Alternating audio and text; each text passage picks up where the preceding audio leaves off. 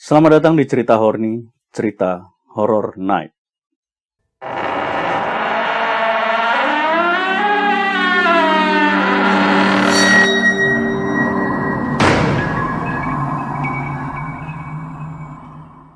Terima kasih buat lo yang udah ngeklik dan nonton video ini. Jadi bersama gue Reno Venadi, gue akan ngajakin lo horny barengan pada malam hari ini.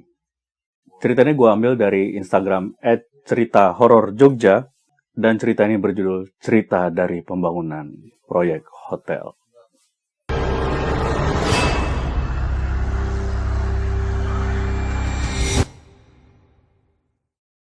Buat teman-teman yang punya cerita horor, silakan kirim ke email @renovenadi@gmail.com atau DM Instagram gue di @renovenadi. Kita lanjutkan cerita horny kali ini.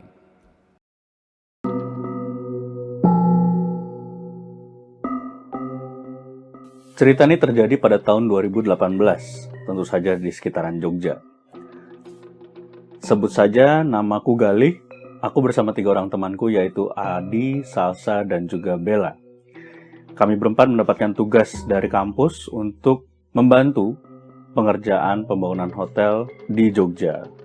Setelah kami pertimbangkan, salah satu penyebabnya kami menerima pekerjaan tersebut adalah karena memang bayarannya yang lumayan besar untuk kami berempat. Rencana pengerjaan proyek hotel ini kurang lebih memakan waktu 4-6 bulan. Jadi dengan jumlah uang yang ditawarkan untuk kami berempat dalam masa pengerjaan 4-6 bulan itu tadi, itu kami rasa uang yang cukup besar sehingga kami mengambil proyek tersebut. Singkat cerita, akhirnya kami bertemu dengan manajer dari proyek pembangunan hotel tersebut. Ketika kami berempat bertemu dengan manajer tersebut, terjadilah percakapan seputar pembagian atau ruang lingkup pekerjaan yang akan dikerjakan. Dan suasana ngobrol begitu cair, namun ada sedikit keanehan karena begitu rapat selesai kami ingin pamit pulang, manajer tersebut berkata, "Kalau di sini hati-hati ya Mas dan Mbak, karena di sini lumayan kenceng. Jadi kalau mau apa-apa jangan lupa permisi dulu. Apalagi Mas Galih yang sebagai leader di sini ya Mas ya.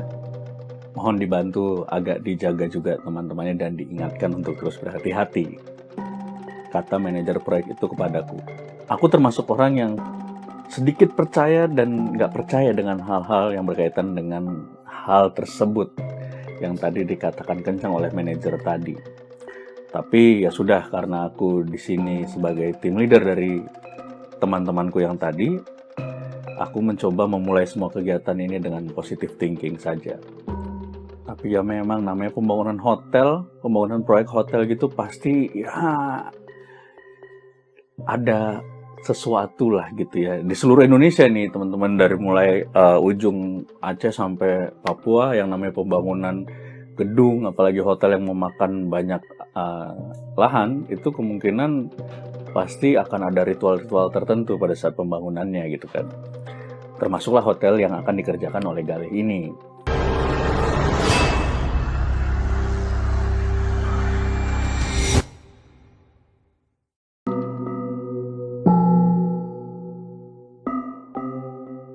Keesokan harinya, aku dan teman-teman berempat kita menuju ke lokasi pembangunan proyek. Tapi agak sedikit aneh, karena biasanya yang namanya pembangunan hotel, apalagi yang sangat besar itu, sudah seharusnya berisik dan hiruk-pikuk lalu lintas ataupun orang-orang bekerja. Karena pada saat kami memulai membantu di proyek ini, proyek tersebut sudah berjalan. Tapi pada saat kami datang, kami kok merasa kayak sepi gitu, sunyi sekali. Tapi yang lebih aneh lagi, selain suasana yang sepi dan tidak ada kegiatan, kami merasa kayak suasana itu cukup singup dalam bahasa Jawa, atau bahasa Sundanya keeng, atau bahasa Indonesianya kayak gimana, nggak enak hati gitu ya teman-teman ya. Jadi kayak pernah nggak sih kita kayak masuk ke sebuah tempat gitu, kayak tiba-tiba suasananya singup, entah kosong tapi kelihatan penuh gitu, sesek, biasanya dadanya sesek. Itu yang kami rasakan pada saat itu. Dan ketika kami berempat menuju ke lantai atas dengan menggunakan tangga, tiba-tiba salah satu teman kami yaitu Bella bilang, kok aneh ya? Tadi rame banget loh anak-anak di lantai basement. Sontak kami bertiga kaget. Hah? Yang bener, Bel? Salah lihat kali kamu. Ya, kayaknya kamu kurang makan deh. Kecapean mungkin. Udah lah, yuk lanjut aja. Tapi Bella kekeh. Enggak, beneran. Aku lihat tadi. Rame banyak anak-anak. Padahal kan ini proyek. Kenapa mereka bisa masuk ke area proyek ini? Tapi di tengah-tengah perdebatan tadi, aku memotong dengan bilang, udahlah yuk. Udah mau maghrib nih, langsung aja kita ke lantai atas menemui yang lain. Ntar keburu kemalaman kita pulangnya. Padahal aku juga tadi sempat melihat 2 orang anak kecil di bagian basement. Tapi aku nggak mau ngomong dan coba berpikir positif aja. Mungkin itu adalah anak dari pegawai proyek di sini atau atasan atau manajer yang di hotel ini. Akhirnya kami tiba di lantai atas dan disinilah kami mulai merasa agak tenang karena memang ramai pekerja dari pembangunan hotel ini, hiruk pikuk pekerja segala macam. Inilah seharusnya suasana pembangunan proyek hotel, yang mana berbeda 180 derajat sama yang kami alami tadi di bawah hingga ke atas. Tapi akhirnya kami sudah sampai dan kami berdiskusi sejenak, kami ngobrol-ngobrol dan akhirnya kami pulang ke rumah kami masing-masing.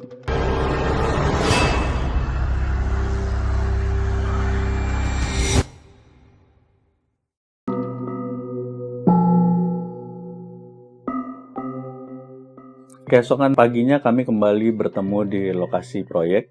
Dan pada saat ketemu, aku dan Bella tiba-tiba terjebak dalam sebuah percakapan yang sangat aneh menurutku. Aku dan Bella sama-sama pada malam harinya bermimpi bertemu sosok wanita bertubuh ular. Kok bisa sama ya? Dan yang lebih anehnya lagi, kejadiannya sama persis bahwa ada sesosok wanita bertubuh ular yang mengelilingi atau melilit dari seluruh bangunan proyek hotel tersebut dari bawah sampai ke atas. Aneh.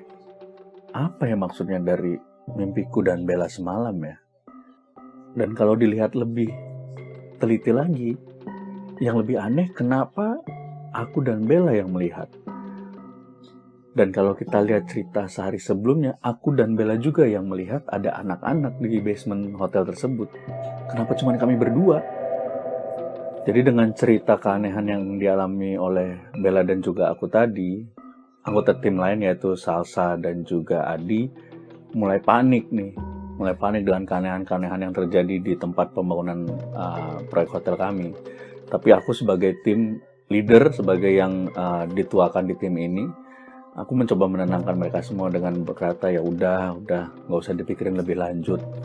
Tapi Bella dan Salsa tetap kekeh untuk udah deh nggak usah kita lanjutin, udah kita udahan aja, nggak usah lanjutin ngebantu proyek hotel ini. Akhirnya terjadi perdebatan cukup alot dan kesimpulan pada akhirnya kami berempat tetap membantu pengerjaan proyek hotel ini.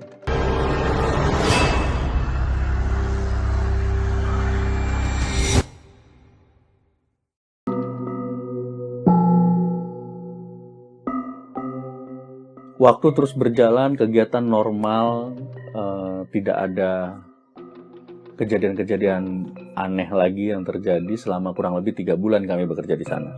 Hingga pada suatu hari, kurang lebih sekitar sore lah setelah asar, pada saat itu kami berempat sedang berada di lantai 4 dan mencoba melakukan surveillance dan juga pengamatan menggunakan alat yang namanya theodolite. Kalau teman-teman belum tahu theodolite itu, kalau sering lihat di jalan ada pegawai atau pekerja yang pakai alat seperti tripod terus melihat, nah itu theodolite namanya. Itu biasa digunakan untuk pekerjaan-pekerjaan sipil. Dan tiba-tiba ketika Salsa ingin melihat menggunakan theodolite tadi, tiba-tiba dia berteriak sangat kencang, kemudian membanding theodolite dan berlari seperti orang sangat ketakutan. Lalu kami bertiga pun mencoba menghampirinya dan bertanya, ada apa Sa? Lu kenapa? Kemudian Salsa menjawab, aku lihat pocong. Jelas sekali wajahnya berwarna hitam dalam theodolite tadi.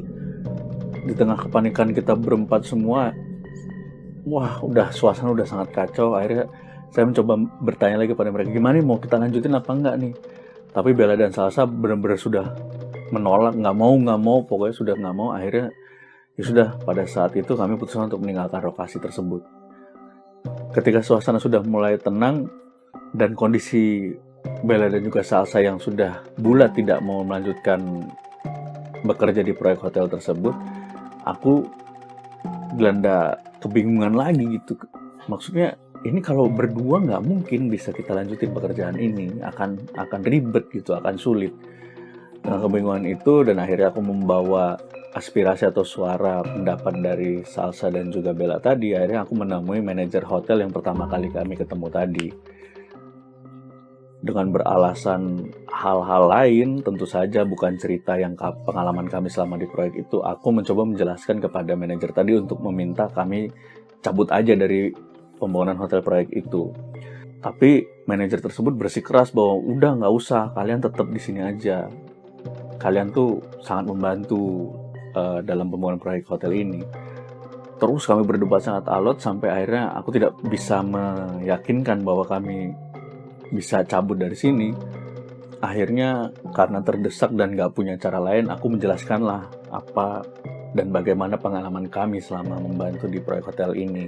Dari mulai cerita anak-anak, mimpi, dan sampai puncaknya pada saat Salsa melihat sosok pocong di Theodolite tadi. Pak manajer tadi dengan agak sedikit marah, agak sedikit kesal mungkin, malah sedikit membentak saya, pada saat itu. Dia bilang, kan udah saya bilang hati-hati, selama di sini tuh hati-hati.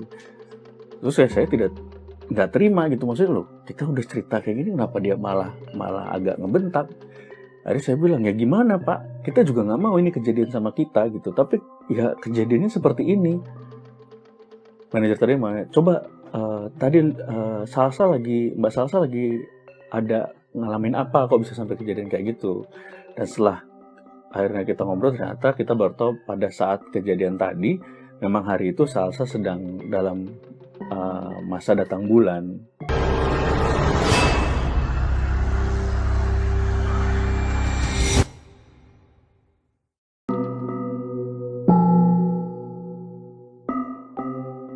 Dan menurut Bapak manajer itu, Salsa sampai kejadian bisa melihat sosok pocong tersebut karena memang sedang datang bulan. Dan dia menambahkan juga bahwa kejadian itu bukan kejadian yang pertama kali. Itu adalah kejadian kelima yang terjadi selama pembangunan proyek hotel tersebut. Aku pun meminta solusi dari manajer terhadap situasi ini. Akhirnya kami bersepakat bahwa Bella dan Salsa tidak usah ikut dulu sampai Salsa selesai datang bulan. Dan sebagai gantinya, sang manajer mengutus 2 orang pekerja senior di situ untuk menggantikan peran Bella dan Salsa supaya pekerjaan kami tetap bisa dilaksanakan berempat, karena kalau berdua sangat sulit untuk diselesaikan. Malam harinya pada hari itu sudah disepakati bahwa akan ada pengecoran pada proyek tersebut. Walaupun dengan perasaan yang takut, khawatir, akhirnya aku dan Adi pun memutuskan untuk tetap ke sana karena memang sudah sesuai dengan schedule yang ditetapkan dari awal. Dan ketika di sana aneh sekali gitu, karena kok nggak ada orang, padahal kan jadwalnya pengecoran. Wah, nggak beres nih. Akhirnya aku mencoba menghubungi pihak Bapak manajer tadi untuk bertanya apakah jadi proses pengecoran apa enggak. Kemudian barulah dapat informasi terbaru bahwa setelah aku dan teman-teman tadi menghadap manajer memutuskan mengadakan managers meeting dan memutuskan bahwa malam itu tidak jadi pengecoran. Pada saat kami bingung karena tiba-tiba kok berubah jadwalnya dan udah nggak karuan, merasa kesel, datanglah satu bapak yang bertugas menggantikan Bella dan Salsa. Dan setelah kami berkenalan, si bapak ini langsung bertanya, emang di mana tadi posisinya Mbak Salsa melihat sosok pocong itu? Aku dan Adi pun sontak kaget karena kami belum cerita apapun tentang kejadian itu. Kok dia udah tahu? Akhirnya berhubung pengecoran tidak jadi dilakukan, akhirnya kami terlibat dalam cerita tadi gitu. Tak lama datanglah sosok yang kemudian memperkenalkan diri bernama Pak Yudi. Pak Yudi ini ternyata karyawan senior di situ dan dia ketika diceritakan oleh Bapak tadi, dia adalah seseorang yang membantu urusan spiritual di sini karena memang punya kemampuan gitu. Pak Yudi pun sempat bercerita bahwa sebelumnya bangunan yang ada di tempat hotel ini adalah rumah dari zaman Belanda, dan dia kembali menceritakan juga bahwa dulu zaman masih ada rumah Belanda itu sering terjadi penampakan berupa noni-noni Belanda di sini. Nah, pada saat rumah Belanda tadi itu dihancurkan untuk dibangun pondasi lagi untuk hotel ini, itu ada sebuah kejadian di mana salah satu pekerja yang pada saat itu sedang menggali pondasi mengalami kesurupan. Dan kesurupan itu tidak bisa dihilangkan selama 2 minggu. Dan akhirnya pihak pembangun, pihak kontraktor menghubungilah Pak Yudi, dan disitulah Pak Yudi pertama kali terlibat dalam pengerjaan pembangunan proyek hotel ini. Dan akhirnya setelah 2 minggu tidak bisa sembuh, alhamdulillahnya oleh Pak Yudi dapat dinetralisir. Gak cuman itu nih, ternyata Pak Yudi itu di situ bercerita juga ke aku dan juga Adi bahwa sempat ada cerita 10 orang pekerja itu mengalami mimpi bertemu sesosok wanita berbadan ular. Aku yang pada saat itu mendengar cerita itu sontak kaget gitu. Kok ini bisa sama yang dialami oleh aku dan juga Bella. Dan menurut penuturan Pak Yudi bahwa sosok wanita berbadan ular itu di sini menjadi sosok seperti ratunya, sehingga dia sering atau sebagai penguasa di sini gitu. Jadi dia sering mempunyai kekuatan lebih untuk bisa berinteraksi dengan para pekerja yang ada di pembangunan hotel ini. Kemudian Pak Yudi juga bercerita bahwa di daerah tangga darurat itu ada sosok genderuwo yang sering menjahili para pekerja, mulai dari menghilangkan barang atau menggeser barang. Itu sering kejadian beberapa kali. Dan pada saat itu Pak Yudi menenangkan aku dan juga Adi bahwa udah nggak usah takut, gak usah khawatir, insya Allah saya bisa membantu. Dan juga dia menitipkan sebotol air yang sudah dibacakan doa oleh Pak Yudi untuk diminum oleh kami berempat, supaya untuk menjaga-jagalah biar nggak terjadi hal-hal yang tidak diinginkan.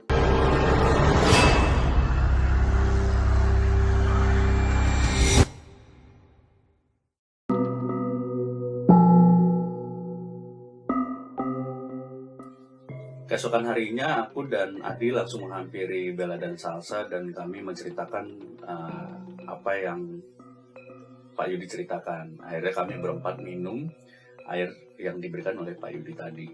Pada saat itu, Adi bercerita tiba-tiba bahwa dia pernah melihat sesosok seperti boneka di kamar mandi, tepatnya di basement. Dia pikir itu boneka, begitu dia samperin bonekanya, begitu dia mau pegang boneka tersebut tiba-tiba melayang dan menembus ke lantai atas. Selain itu, Adi pun pernah mengalami kejadian muntah darah yang nggak tahu penyebabnya apa. Aku pun langsung marah, kenapa nggak cerita itu pada saat ada Pak Yudi. Adi berkilah bahwa ya udah, daripada nanti makin rumit, udah gue pengen cepet selesai aja gitu. Akhirnya pada saat itu pun aku memaksa teman-temanku semua, kami berempat datang ke tempat Pak Yudi. Sampai di tempat Pak Yudi kami bercerita, Pak Yudi duduk bersama-sama, dan setelah mendengar cerita Pak Yudi membacakan surat Al-Fatihah, lalu memegang pundak Adi dan seketika Adi langsung muntah. Kami yang panik langsung coba ditangani oleh Pak Yudi dengan berkata, udah nggak apa-apa, ini Adi ini memang ada daya tarik lebih dibanding yang lain, sehingga dia sampai bisa muntah darah seperti itu. Dan alhamdulillahnya setelah kami diamankan dalam tanda kutip oleh Pak Yudi pada hari itu, sampai akhir kami bekerja di situ tidak terjadi apa-apa lagi. Dan bahkan proses pekerjaan kami di situ bisa selesai lebih cepat dari yang kami rencanakan. Buat teman-teman yang punya cerita horor, silakan kirim ke email @renovenadi@gmail.com atau DM Instagram gue di @renovenadi. Kita lanjutkan cerita horny kali ini.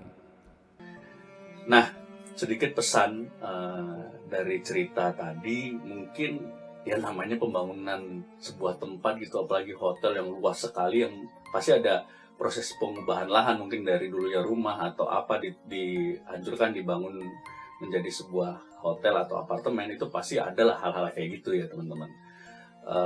Yang pasti yang harus kita lakukan adalah satu, kalau setiap datang harus mengucapkan permisi. Yang kedua, jangan sompral. Yang ketiga ya saling menghormati. Karena sebenarnya lihat atau enggak, berasa atau enggak, setuju atau enggak, percaya atau enggak, kita tuh selalu hidup berdampingan dengan mereka. Oke?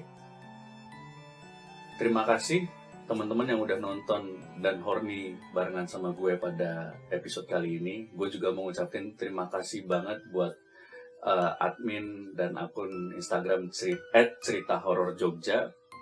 Lu bisa follow Instagramnya untuk dapetin cerita-cerita horor khususnya daerah Jogja kurang lebihnya, yang seru-seru, yang serem-serem. Dan kalau lu suka konten ini, video ini, silahkan lu klik tombol like, lu subscribe, karena selain ada konten ini ada juga konten-konten yang lain. Terima kasih teman-teman, sampai bertemu di cerita horny selanjutnya.